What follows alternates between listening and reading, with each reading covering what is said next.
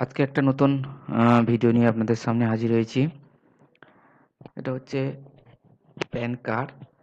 আগের ভিডিওতে আপনাদেরকে অফলাইন অর্থাৎ প্যানের যে ফর্মটা কিভাবে ফিল আপ করবেন তার পদ্ধতিটা দেখিয়েছিলাম।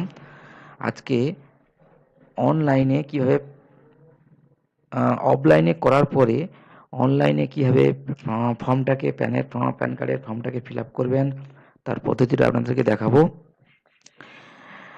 প্রথমে আপনারা যাবেন ইউটিআই সাইডে। ইউটিআই সাইডে গিয়ে অ্যাপ্লাই প্যান ওকে করবেন। করার পর আপনাদের এখানে করার জন্য আইডি আর পাসওয়ার্ড একটা কিন্তু রেডি করে রাখতে হবে।